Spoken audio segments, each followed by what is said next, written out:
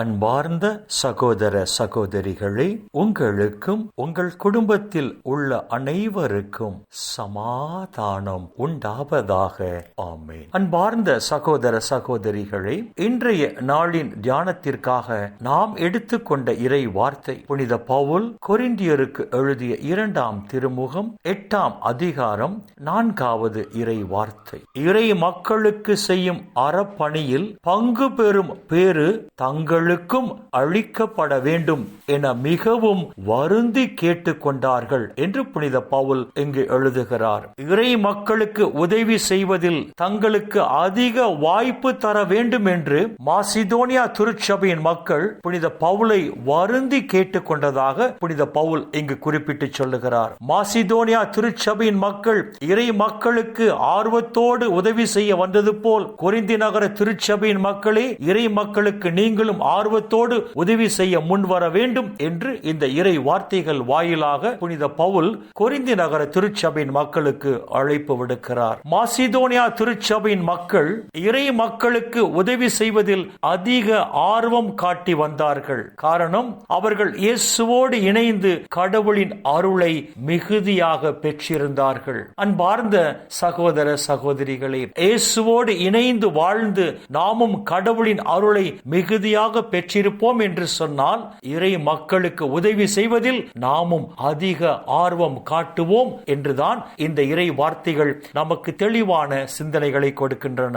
இறை மக்களுக்கு உதவி செய்வதில் மாசிதோனியா திருச்சபையின் மக்கள் அதிக ஆர்வம் காட்டினார்கள். அன்பார்ந்த சகோதர சகோதரிகளே, இன்றைய நாளின் இறை வார்த்தைகள் 2 காரியங்களை மனதில் வைத்துக் கொள்ளும்படியாக நமக்கு வலியுறுத்தி கூறுகின்றன. முதலாவதாக, இறை மக்கள் நம்மை தேடி வந்து நம்மிடம் உதவி கேட்டு நாம் அவர்களுக்கு உதவி செய்வதை விட இறை மக்களை நாமே தேடி சென்று அவர்களுக்கு உதவி செய்ய வேண்டும் என்று இன்றைய நாளின் இறை வார்த்தைகள் நமக்கு முதல் சிந்தனையை கொடுக்கிறது. இரண்டாவதாக, இறை மக்களை தேடி சென்று நாம் அவர்களுக்கு உதவி செய்யும் போது அந்த அறப்பணியானது இறை மக்கள் கிறிஸ்துவில் ஆழமாக வேரூன்றி வாழவும் கிறிஸ்துவின் மீது ஆழ்ந்து அசைக்க முடியாத நம்பிக்கை கொண்டிருக்கவும் அது உதவி செய்வதால் இறை மக்களுக்கு நாம் உதவி செய்ய வேண்டும் என்று இந்த இறை வார்த்தைகள் நமக்கு தெளிவான இரண்டாவது சிந்தனையை கொடுக்கிறது. அன்பார்ந்த சகோதர சகோதரிகளே, இயேசுவோடு இணைந்து வாழ்ந்து கடவுளின் அருளை நாம் மிகுதியாக பெற்றுக்கொண்டோம் என்று சொன்னால்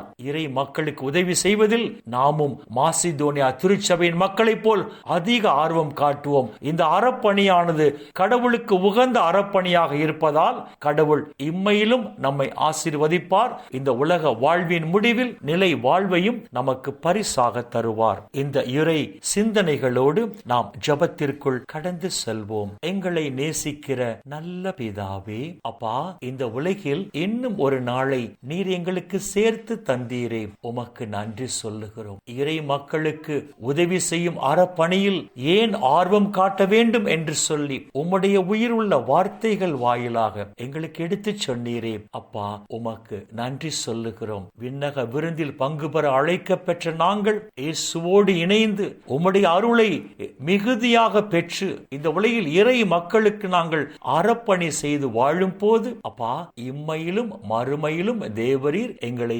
நிறைவாக ஆசீர்வதிப்பீராக.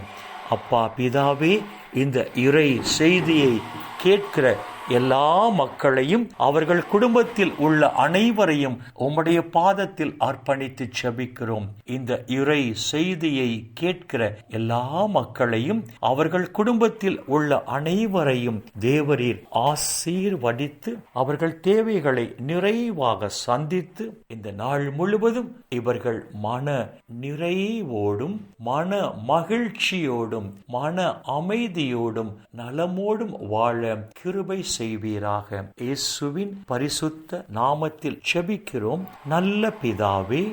ஆமென், ஆமென், ஆமென்.